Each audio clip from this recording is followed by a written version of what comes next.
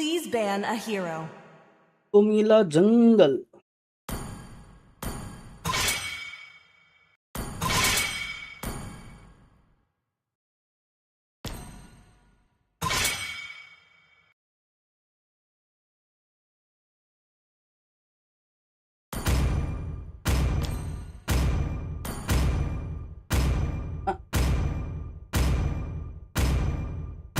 Your team is banning.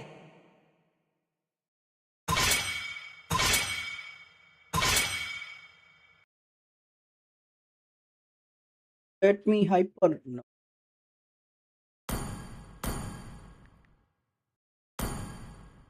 The enemy is picking. I'm bound by nothing. Your be it team family is or picking. अब destiny. कर भाई hyper अब कर ले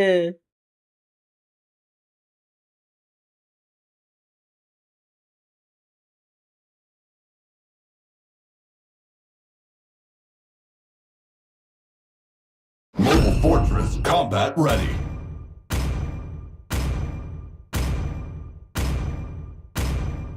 하야부사 산주. The enemy is picking. Victory is in sight, Signet. soldier.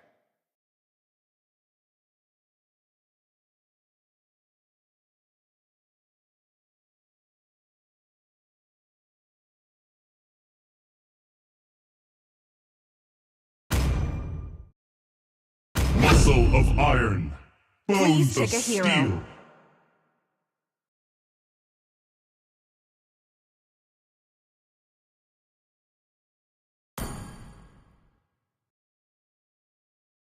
Hello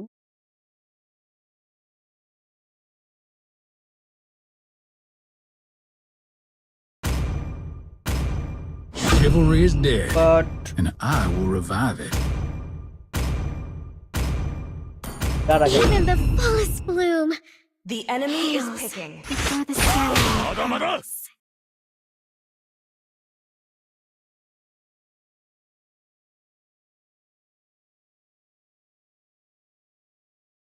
hello hello कौन देख रहा है भाई कमेंट करो तो सर अपना टीम में एक डार्क सिस्टम है भाई hello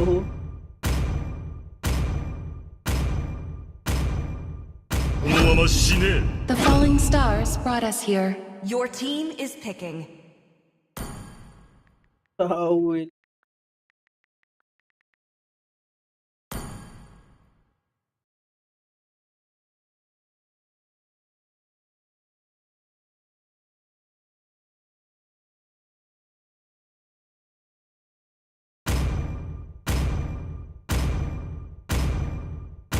Let's play together.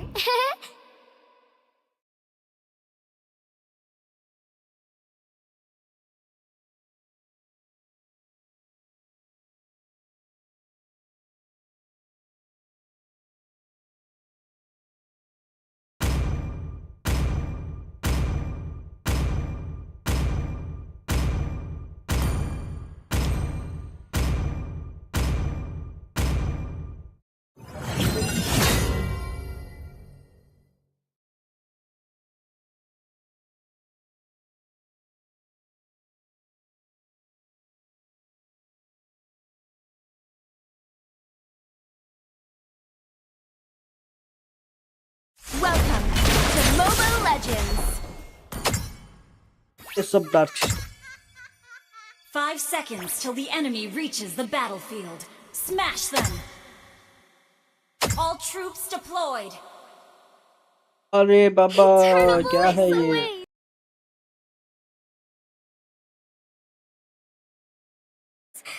Let's not keep it waiting.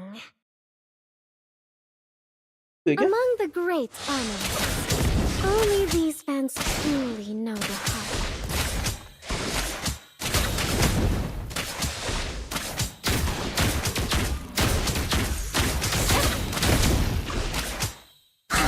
Still your wandering eyes.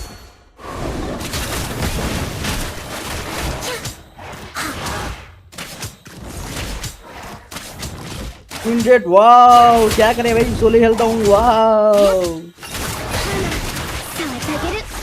Solo में सोलो प्लेयर के साथ ज्यादा विंड अटैक स्टार्ट मत करो.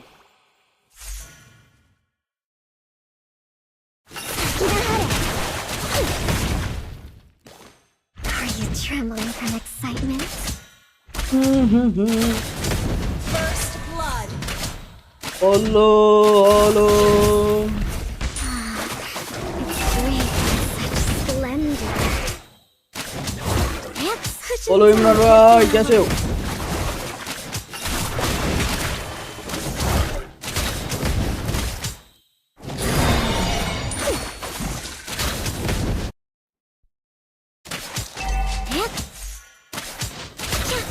Enough pleasantries.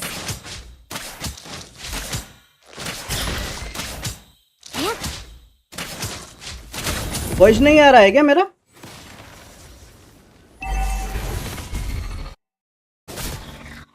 Enemy reached level 4. Wow! Double kill.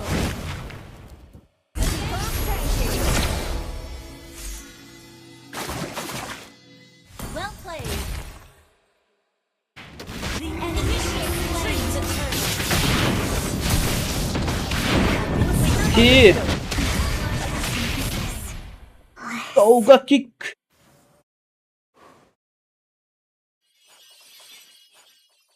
Pyro's embers still burn.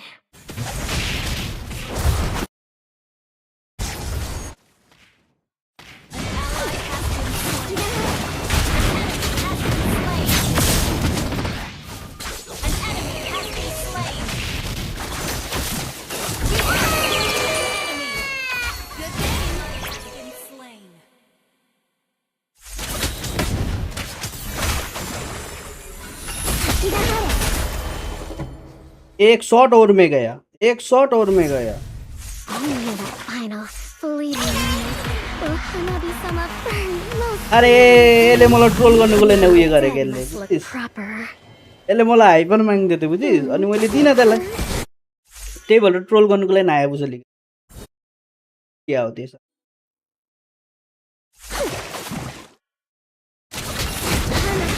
Sawatageru. Yep.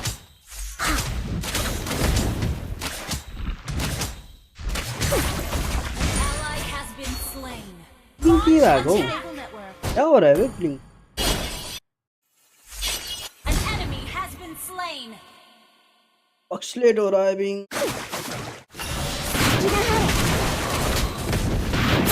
ए बाबा क्यों गए बाबा? Damage नहीं था.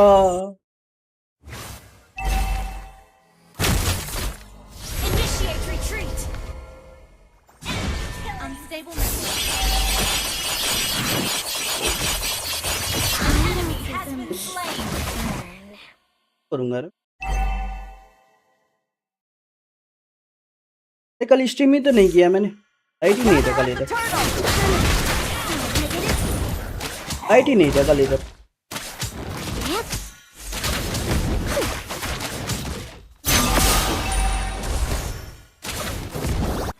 जल्दी कर दिया.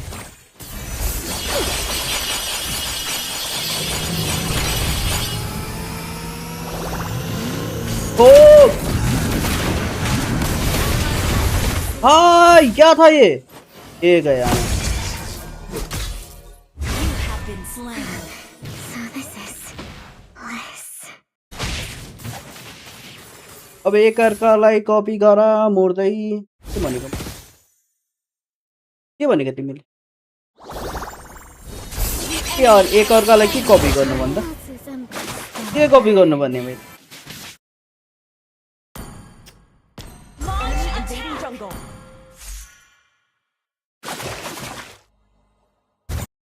Launch attack. हिट हो रहा हूँ. काम करना पड़ेगा. डैमेज आइटम भी नहीं बनाओगी तो.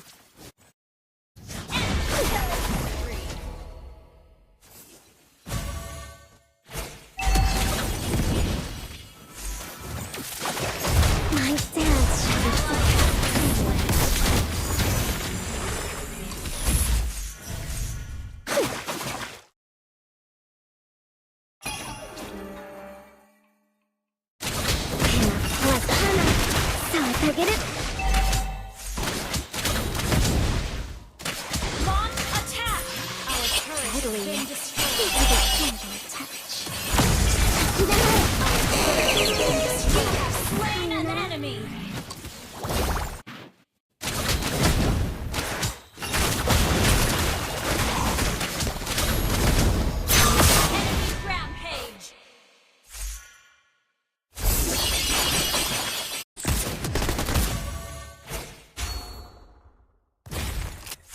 Request Enemy backup. invading jungle.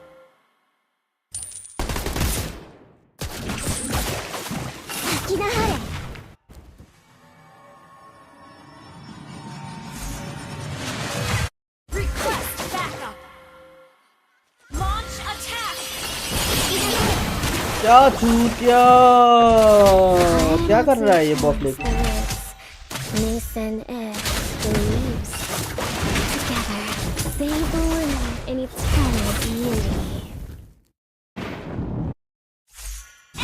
Killing spree. Our turret is under attack.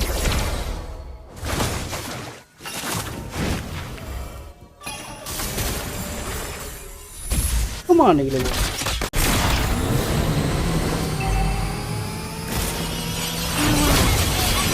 Embraced by the Masons. Cuddle भी तो लेना है Bloom on the Higan. Our turret is under attack.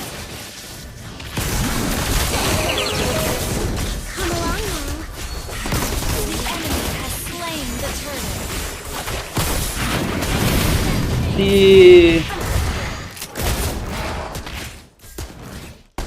भैया नेक्स्ट में साथ में okay bye okay Such splendor.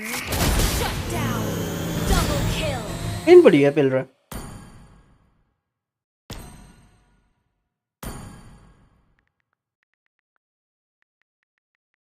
Instant kill. Mason X has ferried me back. That was amazing. ಏನ ಆಟಪಲ್ಟ ಮೂರೇಸೋ ಗಂಡ ಕಿಕ್ಕಿಯೋ ಅಯ್ಯ ಹಾಯ ಫಿಟ್ कर रहा है Are you truly in excitement? Sakihana, so I get it.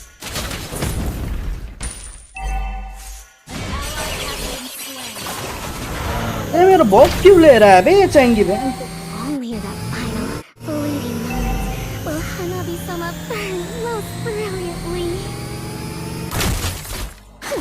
Our turret is under attack. ऐसा नहीं करना था लाला ऐसा नहीं करना था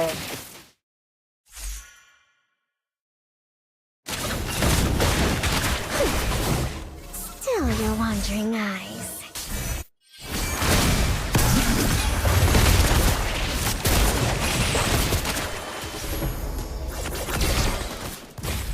Killing spree. Hey, not bad. Our turret is under attack. मेरे को क्रिटिसाइज कर रहा है Our turret has been destroyed. एंचो Our turret is under attack. Destroy the turret. Launch attack. Such a delicate flower. Launch attack. Enemy has been slain.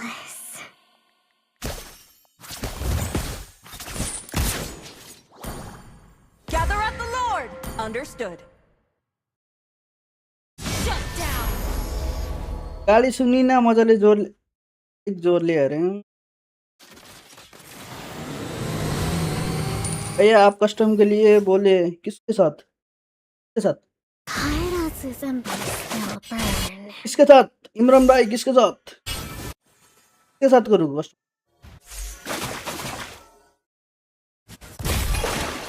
Enough pleasantries. Sakihana, so I get it. Launch attack. Such a delicate flower.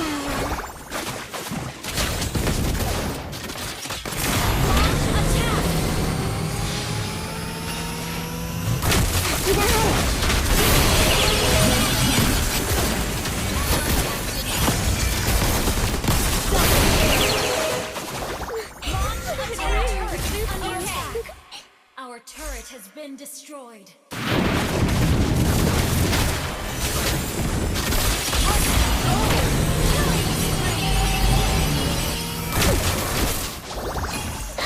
Double kill. E Lightly, yet with a gentle touch.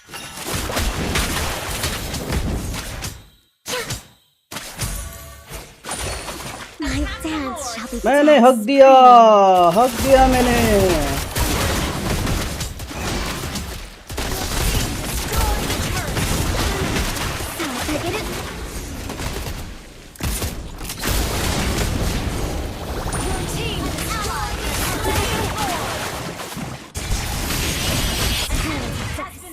Launch attack!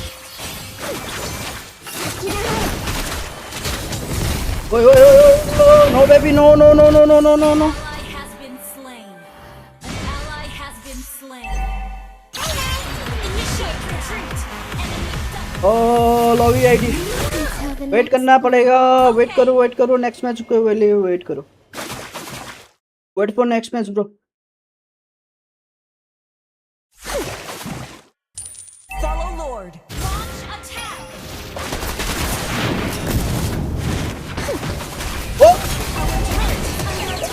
क्या चूतिया हूँ बे छी Kill. छी Well played. क्यों गया मैं Turret has been destroyed.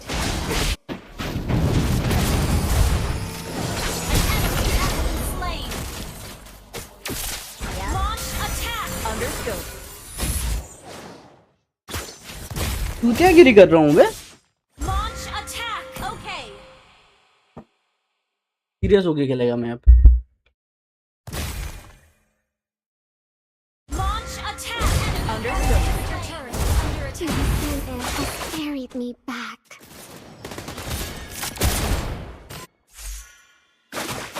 के छी भन्छ भेट्ने के छी भनेको तैँले के छी Launch attack. Understood. Has been slain. Farewell, embraced by the Mason's depths. Ooh,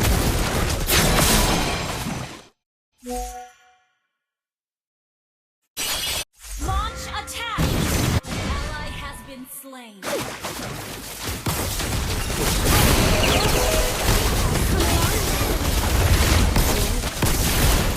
नहीं मेरे को मिला जैसा लगा लेकिन हमारा किस्मत ऐसा कहाँ लेकिन मिले घुसा दे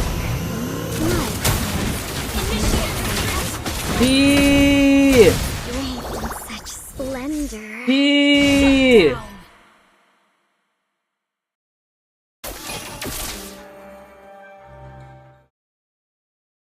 Are you trembling from excitement? Unstable network.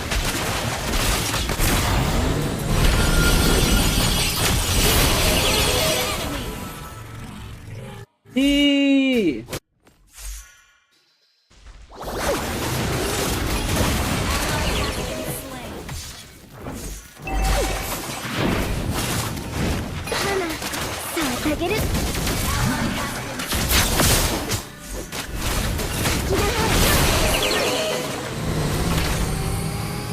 अरे Attack the Lord. Hana, sawatageる. Initiate retreat.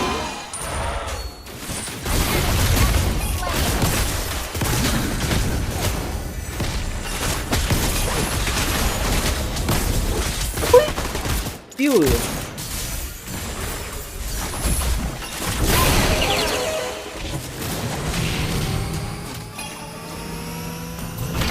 Hiratsu forms the ribs. Instant kill. Mason believes. Has been slain. के गर्छ हौ यसले त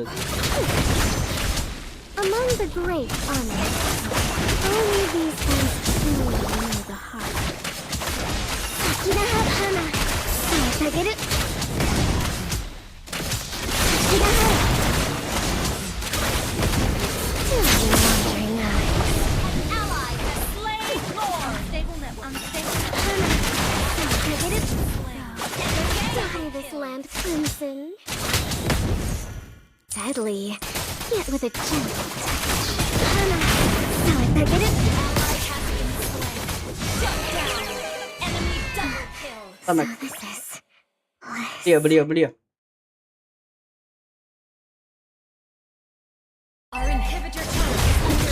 आया 14 बार मर चुका है और मैच खत्म। अपना पहला मैच ही गया भाई।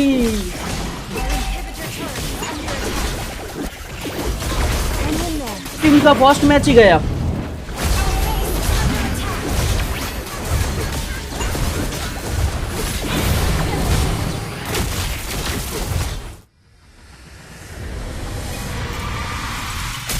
आयो को रिपोर्ट मारे क्या?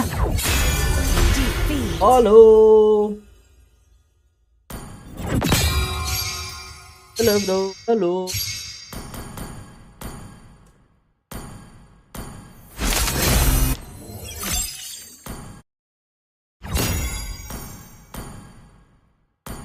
हमारी गया मैं 81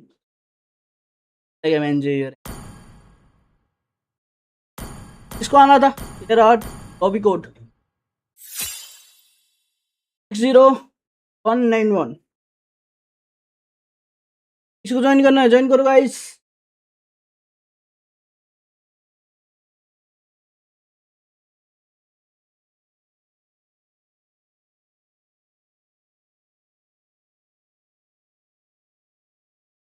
क्या रहा है क्या? हेलो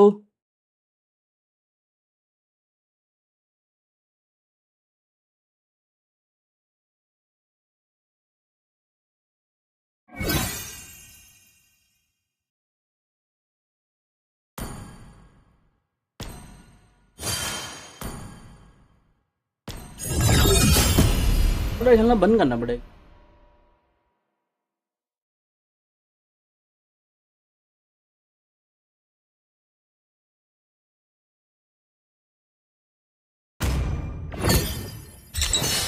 ऐसा करेंगे गाइस। पहिले गर्दा अरे त्यो हायाबुसाले हेर त कतिपल्ट फिड Please गरेर ban a त्यसले hero. पहिले गर्दा भयो।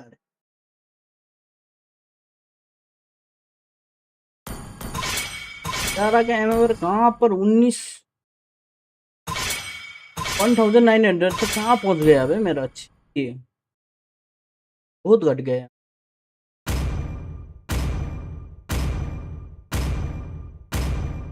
Your team is banning. Guys कौन कौन देख रहा है लाइक मारो। मारना मत भूलना गाइस। लाइक गरिस् तैले? The enemy is picking.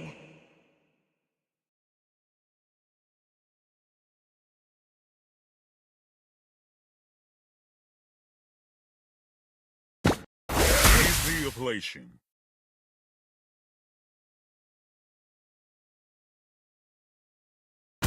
The ocean is not just our Your home. team is picking. It is who we are. Hana, Sanjo.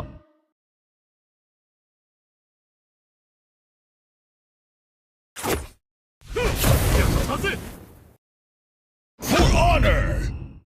The enemy is picking. चलो हिरारा या Hayabusa.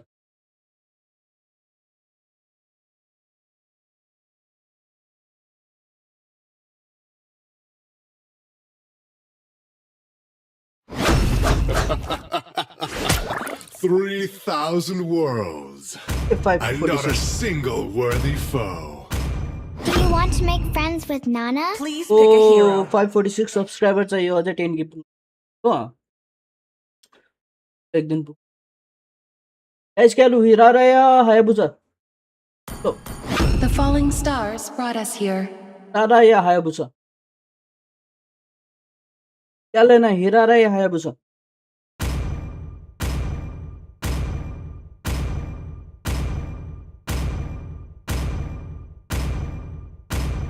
This will sting. The You enemy have is my picking. word.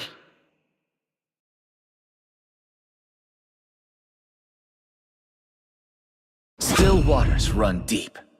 वनागन जी की खेलना।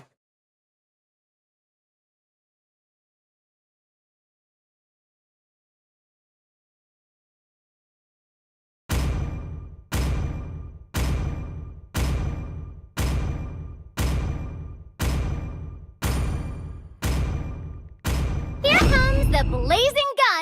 Please justice. pick a hero. और फिर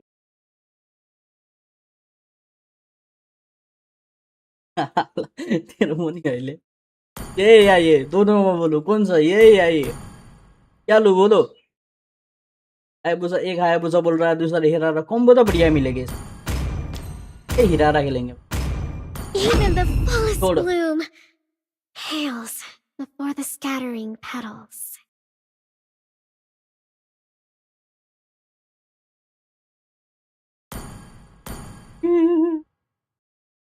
चलो mister अगर ये match भी हारा हिरारा लेके मैं हिरारा खेलेगा ही नहीं मैं नहीं खेलेगा मैं हिरारा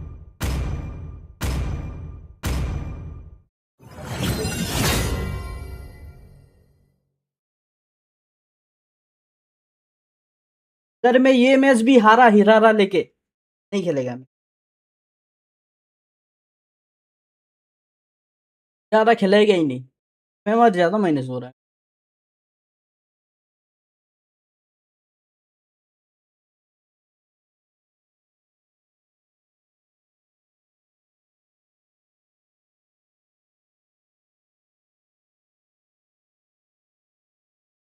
Welcome to Mobile Legends. Second ID में बना दूं क्या 5 seconds till the enemy reaches the battle. Second ID में बनाता हूं Smash them. Request back all troops deployed. Eternal bliss awaits. Let's not keep it waiting.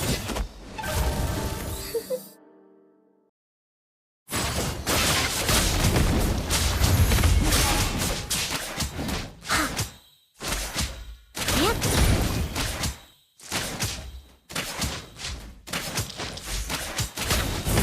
And the pleasantries.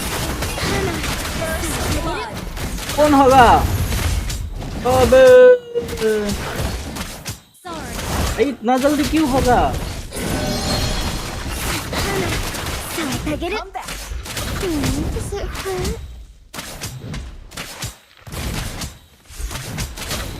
Request backup. Deadly, yet with a gentle touch. So if I get it. Such a delicate flower.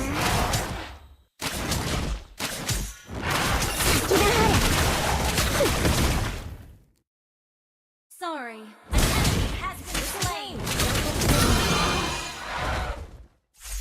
Are you trembling from excitement?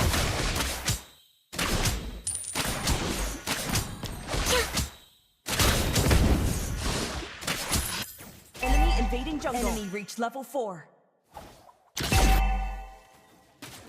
बाहर तो आओ बाहर तो आओ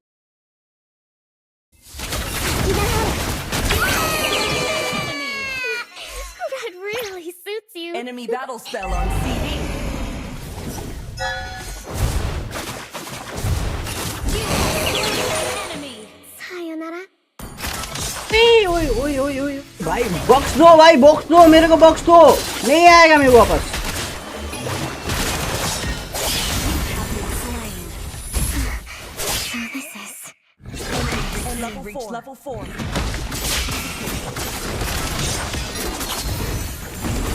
My sense reached level carries 4. me back. Enemy invading jungle. चलो चलो चलो चलो टोटल लेंगे चलो चलो चलो 8 करो झोली करो guys Among the great Control.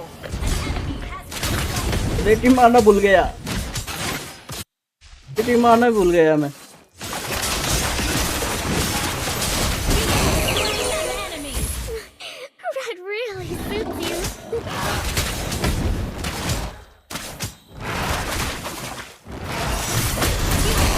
Come along now. Nana Tell your wandering eyes. Initiate retreat. Okay. ऐसे भेज इसके पास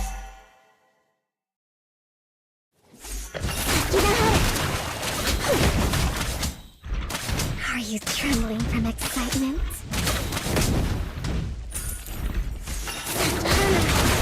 I get it?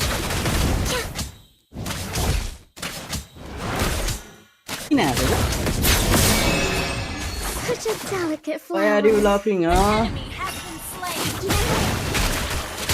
Request backup. Ally has been Yep. Enough pleasantries.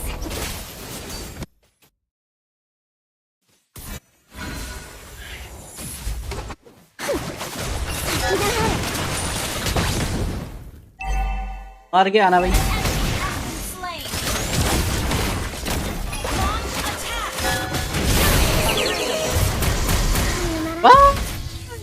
Ult is not ready.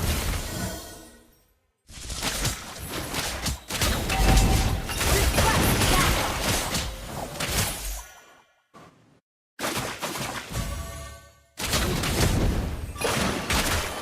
backup. Request backup. Understood. Your team destroyed the killing. भाई किल जो हो रही है एक number का छी बुबड़े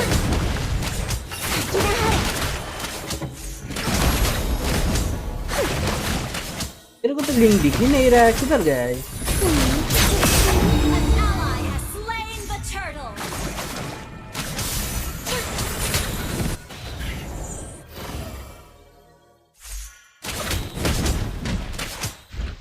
इतना छिटो देखो बंद When the fan leaves over Yeah. up, the path to the underworld shall open. Hana, so I get it? Ah, it's draped in such splendor. An enemy has been slain. Ally has been slain. Ult is Enemy not battle ready. cell on Life CD. begins with Kairatsu. Life ends with Meisen-e.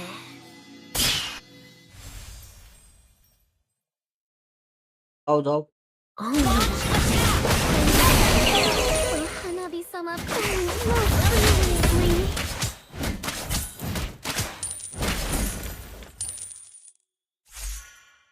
Launch attack.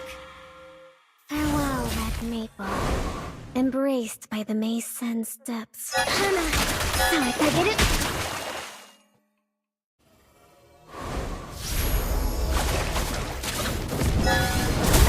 क्या है ये हम में से यही धोखा देता है बे मेरे को छी हेलो डायलाना अभी ये मेरे को धोखा दे रहा है वो एरिया धोखा दे रहा है जब भी किल मारने जाता हूँ तभी साला फ्लेम शॉट से या उसका एक निश्चित से मार देता है वो एरिया धोखा दे रहा है मेरे को बहुत Burn.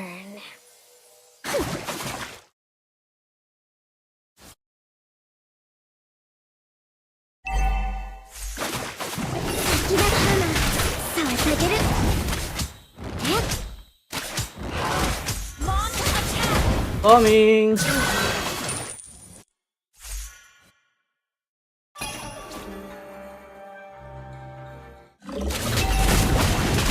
My dance shall be death's prey.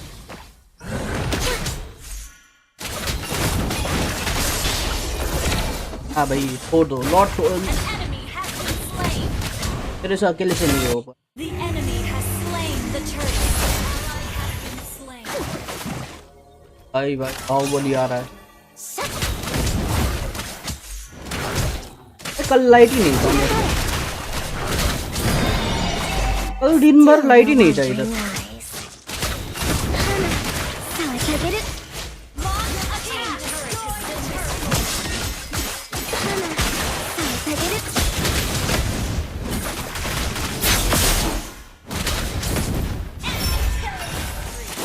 Hana, so I get it? ओए इजी किल था So this is क्या हो गया छी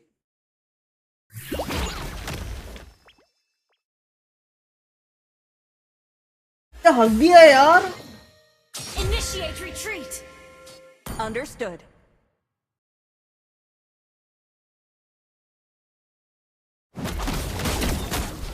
Initiate retreat. Okay.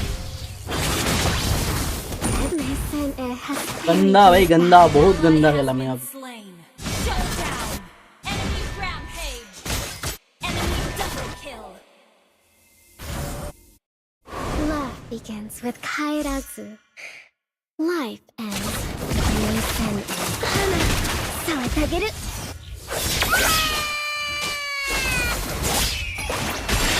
Hana.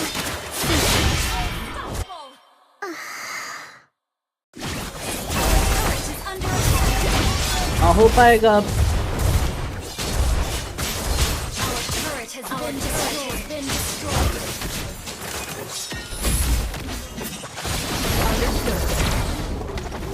के वर्ल्ड न के न्यू हो जाएगा तिमीले मलाई Our turret is under attack. तिमीले मलाई न्यू हो जाएगा पढ गेला Kairazu's embers still burn.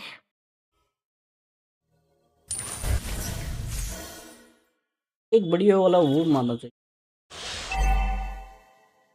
मुझे ये आ जाए Our turret has been destroyed.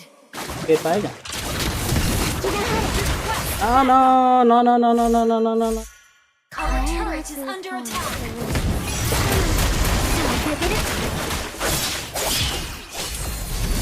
ये देख भाई ये देख अकेला क्यों जा रहा हूँ मैं सोलो क्यों कर रहा हूँ क्या कर लोगे शाम को होगा तुम्हारा तो कौन दे तेरा पक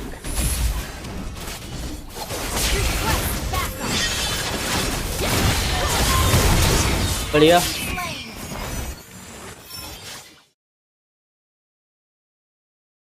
Request backup. Okay. Kairazu's embers still burn. Wait करना पड़ेगा अबे सोलो जा रहा हूँ मैं तभी ऊपर का स्टैक भी बहुत बढ़ गया मैं Has been slain. Perfect shot.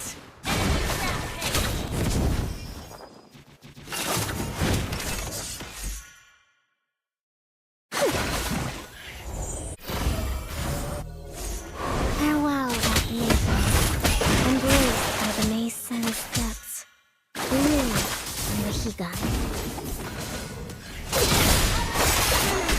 Sawatageru. शायद ना हो पाएगा ये मैच Unstable network. क्या मालूम कल तुम्हें जाके मरता हूँ मैं Love begins with Kairazu. Life ends with Mason The enemy has slain Lord.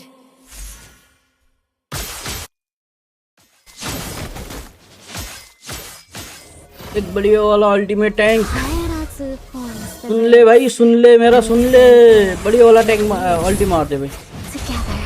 Breathing in eternal beauty. Okay. Counter and ambush.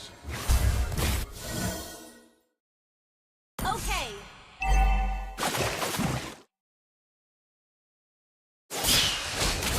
Initiate retreat.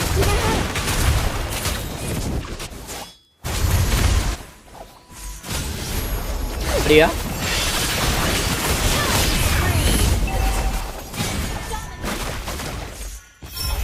Our turret has been destroyed. Taking. Our turret is under इधर गए हम Farewell, red maple, गायब हो गया है embraced by the Mason's depths. Bloom Request backup. until the अब next एक बार मरूंगा तो सेल कर दूंगा Under attack.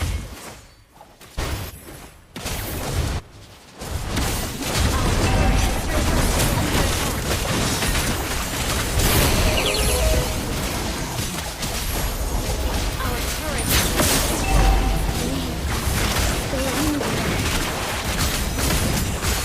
ये मेरे को पेल दिया turret हाँ बच गया attack. Our turret has been destroyed.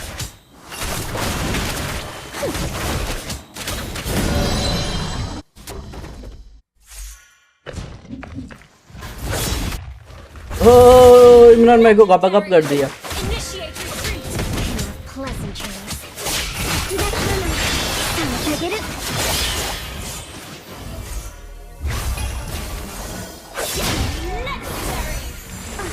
भाई फास्ट हैंडलिंग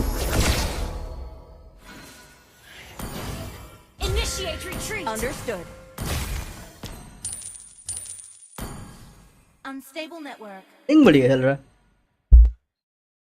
स्काई के बदले क्या लूं बोलो तो लूं क्या डिफेंस आइटम देते हैं ब्रूट फोर्स पे ले सकते हैं सीसी रिडक्शन करता है यार ब्रूट फोर्स लेंगे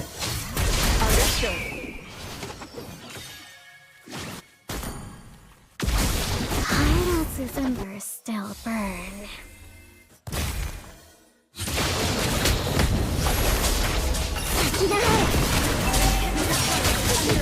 Launch attack. Mega kill. Network.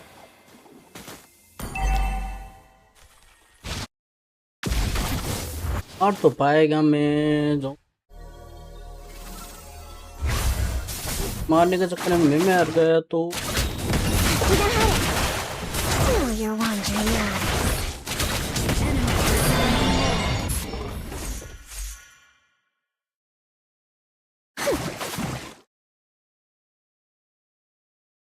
Request backup. Dead despair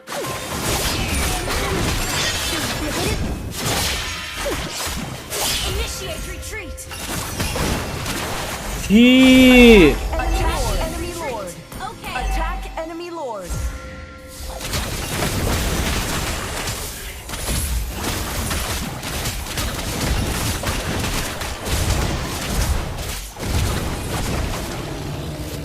Ally has been slain.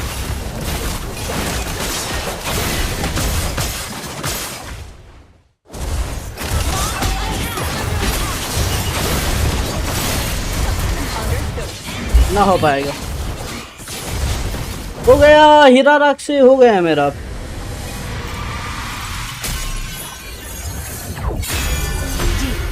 इरादा नहीं खेलेगा मेरा और कल से इतना ज्यादा माइनस हो रहा है ना मेरा क्या बोलूं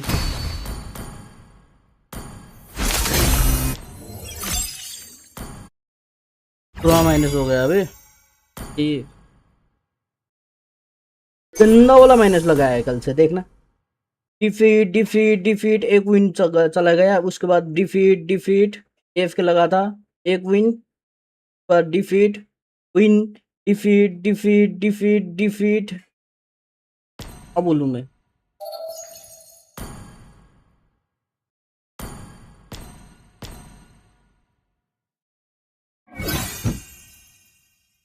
हुई मैच हिस्ट्री है ना मेरी हिस्ट्री बखर देखिए हिस्ट्री है खतरनाक वाला माइनस लग रहा था ये कितना बोलो तो 18 स्टार पहुंचा था 18 स्टार से कंटिन्यू लूज हो रहा है मेरा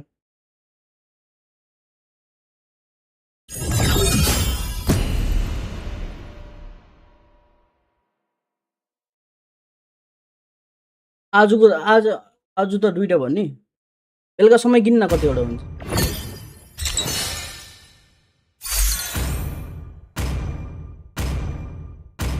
भाई कब मैं हाई रैंक में जाऊं और अच्छा टीममेट मिले भाई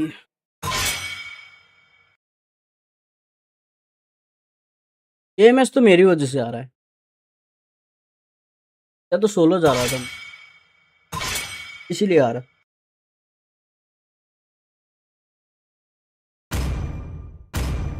उनको मारो अरो तू भी है Please ban a hero.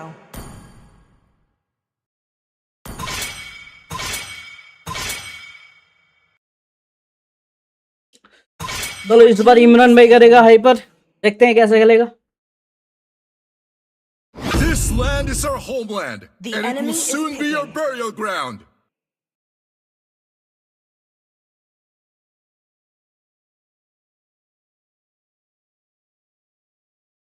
मैंने इसमें लाइव स्ट्रीम में ये गिफ्ट का ऑप्शन भेजा है देखना एक बार गिफ्ट का सेक्शन डाला है मैंने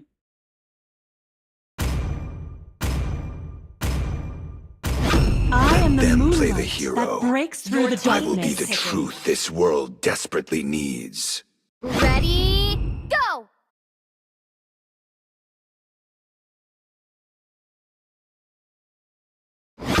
honor! The enemy is picking. Do you want to make friends with Nana?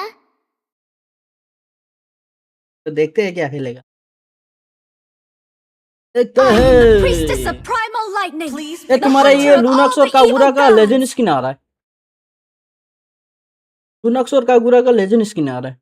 ये क्या खेलो बोलो, क्या लूं मैं?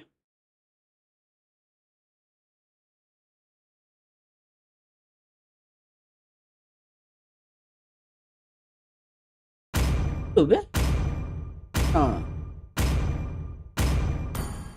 खेले क्या? हाँ ये Magic flows as freely as The the enemy wind. is picking.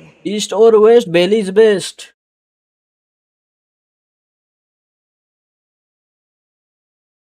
Welcome to the greatest magic show of all time. केरे फेरी बना तो फेरी बना देख पड़ा क्यों होते सारे, क्यों होते सारे फेरी बना देख पड़ा। सुनी ना वो मेरे राम मैंगो रहेछ के मैंगो क्या मैंगो बोल रही है रे बे, क्या मैंगो? शायद सितंबर लास्ट या अक्टूबर फर्स्ट, मतलब सितंबर के लास्ट में या अक्टूबर के बीच में आएगा लूनक्स और कागुरा के लेजेंड। सर्वर में लीक्स तो आ गया है। To Mobile Legends. एक्सपेंसिव वही पड़ेगा, Till the enemy reaches the 7 से 8,000 डायमंड तो लगेगा। All troops deployed. 7 से 8,000 डायमंड इजीली लग जाएगा पर स्किन पहले दिन निकालने से चले। और रिचार्ज फेस वगैरह कंप्लीट करने से तुम्हारा को लगेगा 3,000 maximum.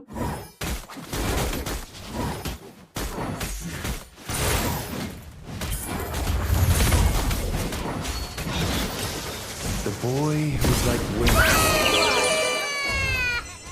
Request backup.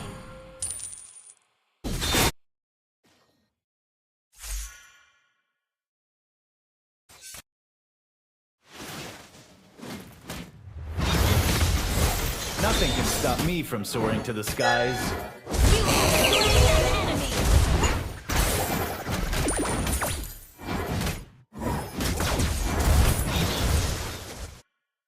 The storm. Yo is match में है राला, ये मैच में देखना लिख के देता हूँ 20 किल से ज्यादा मारेगा मैं। 20 किल से ज्यादा मारेगा ये मैच में। Listen, it is the sound of the winds. Samosa मिला मेरे को गाइस, एक समोसा मिला डायलाना की तरफ से, धन्यवाद। अब चटनी You can no chutney longer किधर है? move. Chutney Don't even try. डायलाना samosa तो भेज दिया, चटनी किधर है? Where is the boy who's like An fire? enemy has been slain. Good game. Enemy reached level 4.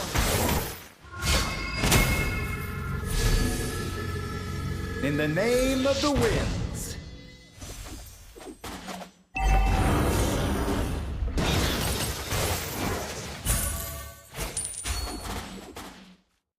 The boy who's like wind. Request backup. Okay. लाला से देखो क्या बताओ, बाने का बता मैंने। Launch attack the turtle. You can no longer move. Don't even try. Initiate retreat. An enemy has been slain. An enemy has been slain. Understood. Behold, the fury of the winds. Launch attack. क्या Understood. कर दिया जी? The storm is coming. Mid waste भाई,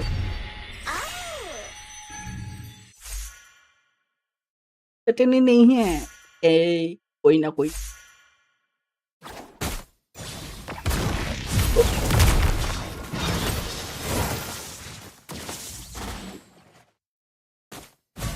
ये match को देखना, 20 किल से ज्यादा मारेगी इस मैच Stop में। me from soaring to the skies. That was amazing.